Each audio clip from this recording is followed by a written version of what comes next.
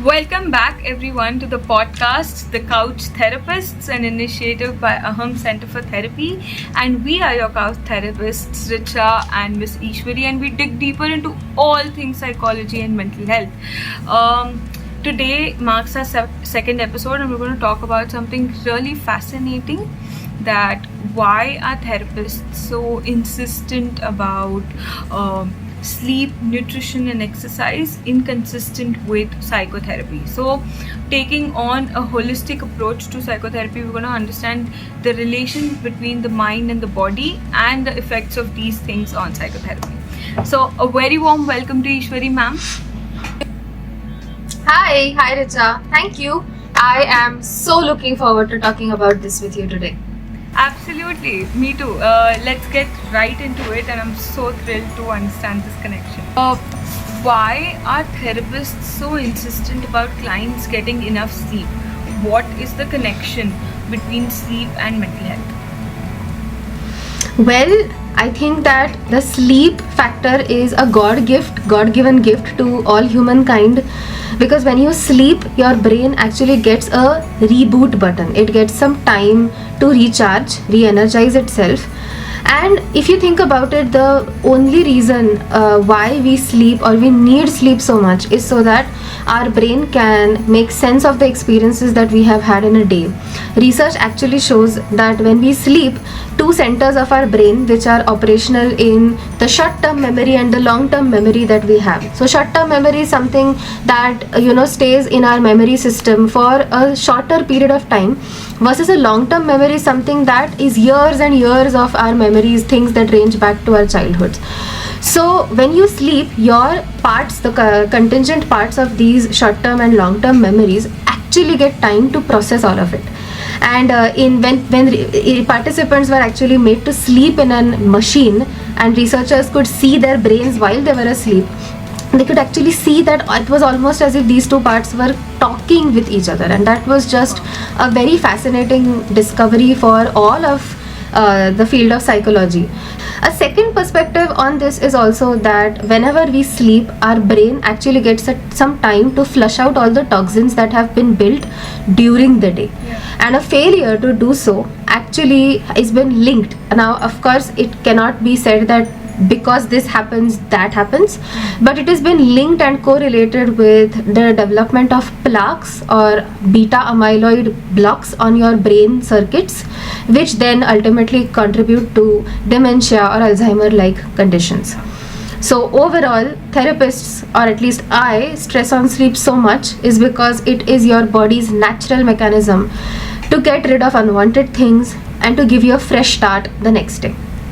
Absolutely, and I think this experiment opens up so much for all of us.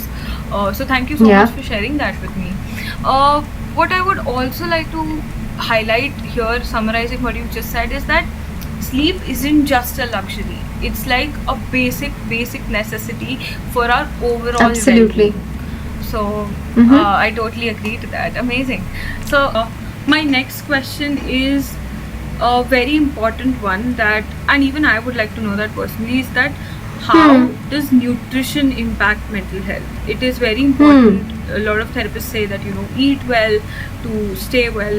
What is the relation here? Yeah, I think the very basic relationship is that your mind and your body are so well connected that what you eat and the things that will keep your body healthy are also the things that would keep your mind healthy. So as a trainee therapist, when I was working at a hospital, the psychiatrist used to send me patients and then prescriptions.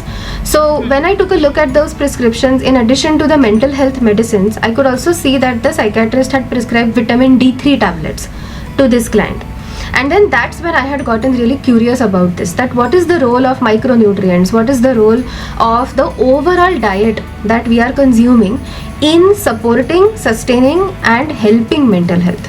So the easy answer is that what you eat ultimately feeds your brain, and there are research studies that suggest that foods that are really rich in omega-3 fatty acids or in fiber, in protein, are the things that should be consumed by you on a day-to-day basis.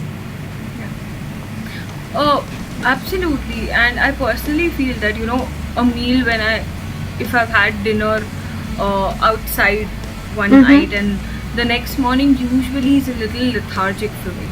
So, Correct. ma'am, when you talk about protein and omega-3 food, can you give us Mm. more daily life examples on what kind of food might have an effect on us and what kind of effect? Yeah, so like usually the go-to foods that we consume on a day-to-day basis, for most people include a balance of ki thoda chapati and rice, some sabzi, but we also all have a tendency or a craving to eat sugary, salty, fried food. Correct. Lot of Now this masala. yes, exactly. So now this has a lot of underpinnings with your psychological states as well, in the sense ki why we crave sugary foods. One reason biological can be that every time we eat something that we like, we get a dopamine spike, and dopamine is said to be your happy hormone or feel good hormone. तो वहाँ पे एक connection set हो जाता है where you feel that okay, when I eat this I feel good, so maybe I should keep eating it.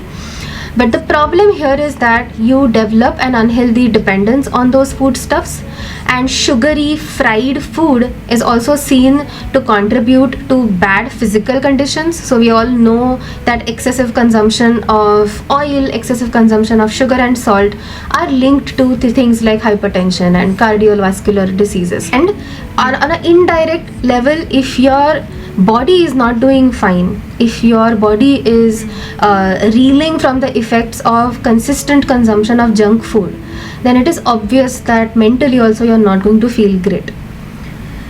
So personally, the take that I have on this, Richa, is we all as human beings, we like to consume junk food, and in some format food is also a great anchoring point when it comes to elevating our mood or boosting our mood on a low day.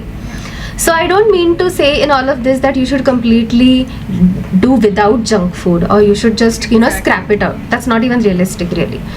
But what we can attempt is at a moderated, balanced outlook at food, where you are balancing. If you have had a samosa, you also balance it out with something that's brain nutrient dense, that you eat nuts or you eat legumes.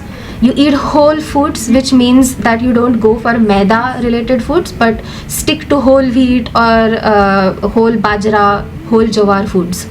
So you can have this moderation, which can ultimately help you to like and enjoy junk food, but without it taking a toll on your mental health and your physical health, of course. With my own personal example, I feel food is really important to take care of your own mental health.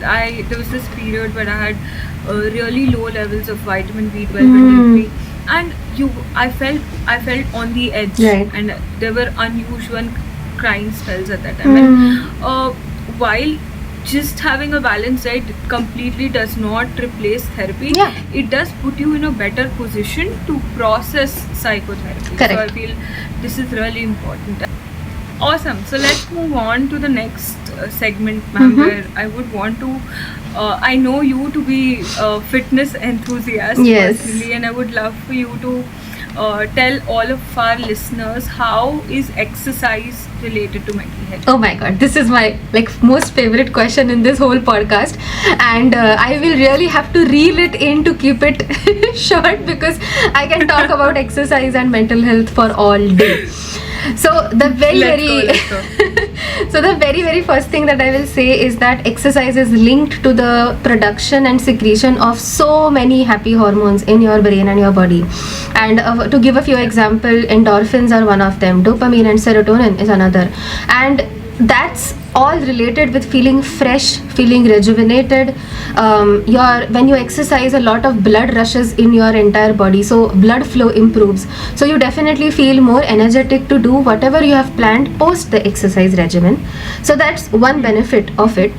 Secondly, in exercise you also learn many new movements. So I remember during COVID, all the gyms were shut off, so I decided to start working out at home, and I started to learn something which I did not do in the gym very frequently, and I could actually feel that with time I was getting better at doing those movements. My body and my hand body coordination was all improving, and this feeling actually helps in in sort of a feeling of self-efficacy that hey, I learned something Yeah. new, I learned a new movement, and that makes me feel really great.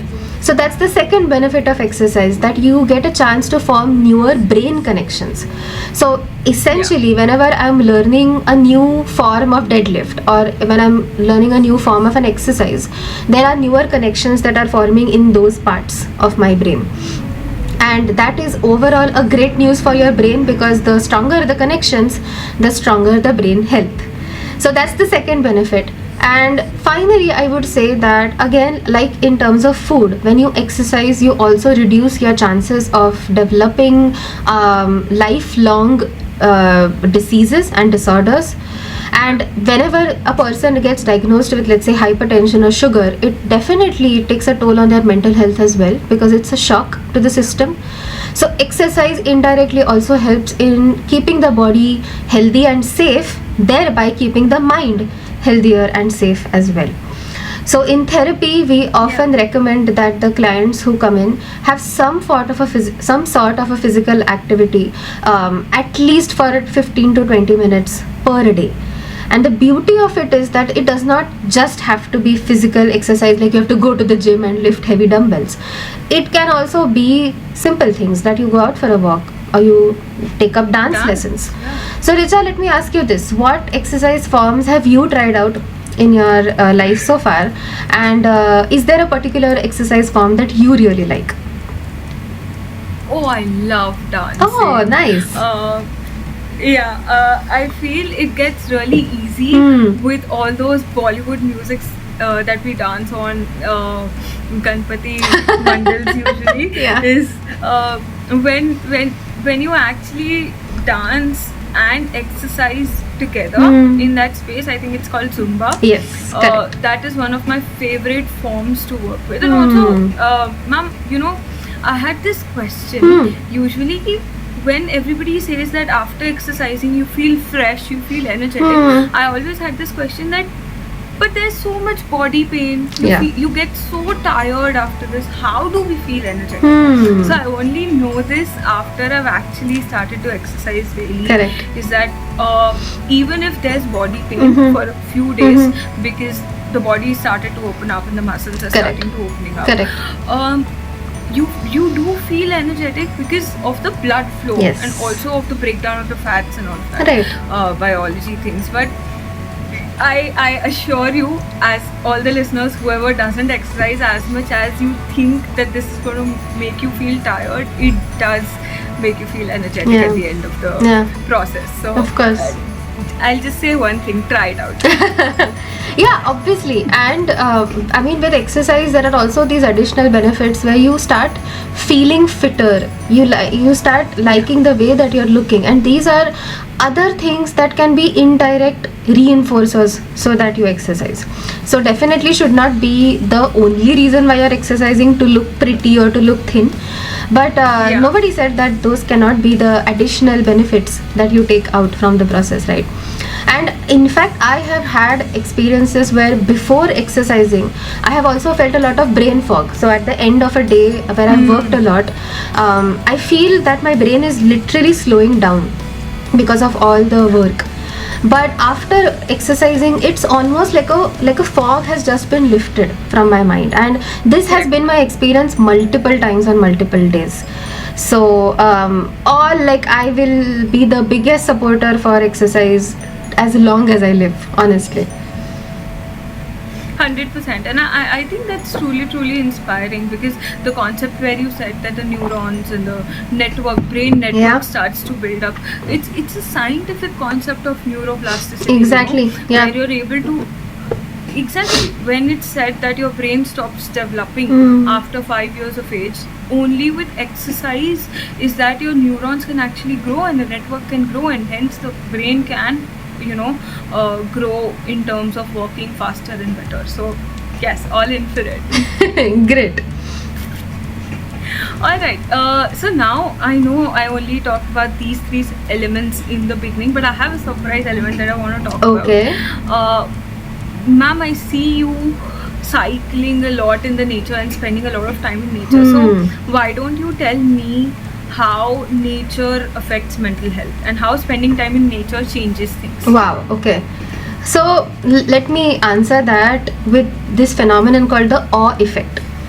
So the awe effect is basically when a person simultaneously feels a minuscule small part of something bigger, but in that realization there is a phenomenal amount of connectedness that the person feels with that big entity. And just for everyone who is with us right now, imagine the last time you went at a beautiful waterfall, or you took a stroll in your garden and saw flowers and saw trees, or sat on the grass and felt that prickly sensation of the grass, or when you went to a very big trek where you just looked back and saw this huge valley right in front of you. That feeling that you felt on each of these occurrences is something that psychologists call the awe effect. And the awe effect is seen to actually help combat feelings of anxiety and depression. It helps to make meaning and have perspective, a larger, different perspective of things. So I recently read an article about couple therapy and what couples should do in midst of fight. And it was seen that the biggest evidence or the biggest suggestion that the therapist usually gives to her clients is go out for a walk even if you're fighting. Just the change of scenario can help you to redirect and refocus on each other rather than the problem. So I don't see any other, I don't see any reason why this same thing cannot be applied by individuals as well, not just couples. So that's one, that it helps you to connect with the nature and it helps with that awe effect. And secondly, it gives you a breath of fresh air. You move physically. We are all living in a day and age where most of our work is done sitting, as you can see at both of us. So we are all bound to our tables and our laptops for majority part of the day. So just getting up and getting into your body, going out for a walk is again an activity that leads to a secretion of lot of good hormones. So I think the underlying theme in all the things that we have seen so far, food, exercise, sleep, this is that you want to find out healthy ways of optimizing your hormones and the neurotransmitters in your brain, because those are essentially your long-lasting friends. Those are the things which will keep your mental health going strong despite the challenges that you're facing in life. 100%. I feel it's a non-negotiable thing that we all need to consciously inculcate in our lives today. Yeah. And now here some of you might say that, but we live in Mumbai, we live in a very densely populated metropolitan city, and I do feel that, I do get that.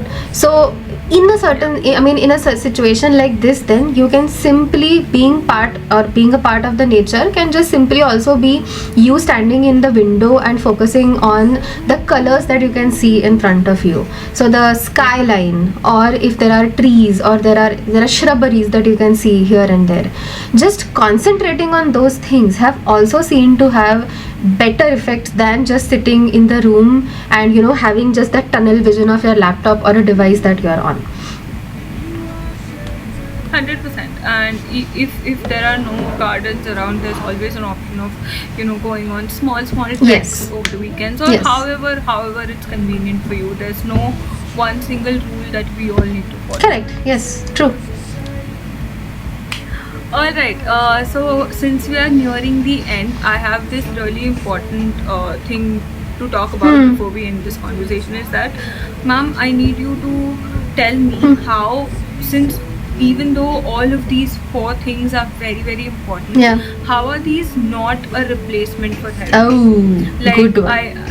The other side of the spectrum, where some people say, I'm feeling a little anxious, I'll just go to the gym and I'll be okay. Going to the gym is my therapy. Oh my god, yes. Or, and statements like these, it moves me a little bit, and I really want to tell them that, okay, hey, listen, great, I really appreciate you taking care of your body and going to the gym, but also it's not a replacement for therapy. So what is your understanding of this? Yeah, so I will give an example to make my point here. Imagine that your mom makes your favorite kheer, okay, or basically a delicacy that you really like. And in scenario 1, she forgets to put the kishmish or the almonds and cashews from as an additional, right? We often put kesher or things like that. But she Yeah. puts everything else, right? So she has the sugar and the ghee and everything else. Would you be still able to enjoy that delicacy? Yes, but I'll still mention it that Yeah, it yeah. would have been better. Of course, of course. But you would, if she says that नहीं है घर पे खत्म हो गए हैं, there is no almonds or cashews at home, you would still be able to eat that delicacy, correct? 100%. Okay. Yes. Scenario B, where your mom puts a lot, like all the cashews and the almonds that you can think of, but she completely forgets to put sugar in it. Oh. Would you then eat it? Oh, then it's no longer sweet. Yeah, exactly. So it just takes out the whole essence of that delicacy, and no matter how much you garnish it from the top, it will still not be something that you will enjoy.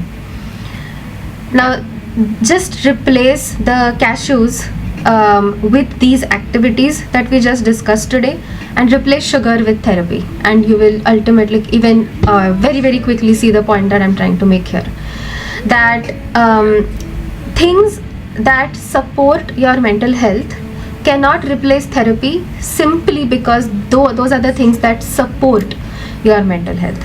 And therapy goes leaps and beyonds just supporting mental health, but it actually involves you breaking down your own personality patterns, unpacking traumatic events, learning tools, learning techniques. So I would say that therapy is like that sugar, and these techniques are like those cashews, where it's always awesome and always nice to have those things, but without the sugar it's not really consumable. So without therapy, mental health, if of course I'm not suggesting that everybody just has to take therapy, but if you are a person who is going through some mental health concerns, then without therapy, just using these things will not help you in the long run. Absolutely. And just to quickly summarize what you just said, I feel it's while all of these things are going to put you in a better position and are very very important to Correct. your holistic well-being, it cannot be treated as a replacement for therapy. Why? Because it just gives you an immediate effect, so that long term Correct. effect is only going to come with when you actually process the long term thing. So Yeah. that is what happens in therapy. So yeah, that's all from my side, Ishwari ma'am. I think Yeah. we've broken down all of these concepts really in detail. Do you have anything to add before we wrap up? Just that it's high time that we take note of how closely your mind and body are connected. So I know that we did not talk about alcohol or substances today, but it goes without saying that overconsumption of these things are also not going to mesh well with your overall well-being as a person. So everything that you do needs to be in moderation, and that by that I mean that even too much exercise is harmful, too much calorie restriction is also harmful. So I would just want to invite everyone who is with us so far to just take a stock, use this opportunity, this podcast, as a way to introspect on the kind of life that you have been leading. And if there is any tweaks that you can make in these 4 to 5 things that we talked about today, which can ultimately help boost your mental health holistically. What would you say, Richa? Absolutely, I 100% agree, and this has been very very reflective for me as well. Almost like क्या कहते हैं, सांत्वना, that me putting in efforts Yeah. to wake up every day on time and going to exercise or following a diet which is suitable for my body. It doesn't have to be a very restrictive diet. Correct. But just what my body, I'm just learning how to listen to my body. If it says that your stomach is full, Yeah, listen to it yeah. and I've been trying to do that. So just being mindful around all of these things have really really helped me. So Okay. this has been very very reflective space and podcast for me. Thank you so much, ma'am, for Yeah, your time. yeah, of course. And thank you, listeners, for tuning in Yes. to today's episode. We look forward to having you on more such reflective episodes for moving forward. Yes. And we'll see you very soon. Take care of yourselves. Yes. Bye-bye. Bye. And don't forget to subscribe to the channel if you're new. Share this podcast with your friends. And this is your couch therapist signing off. Richa, I will see you for the next podcast. And take care, everybody. Bye bye. Take care. See you very, very soon. Bye-bye.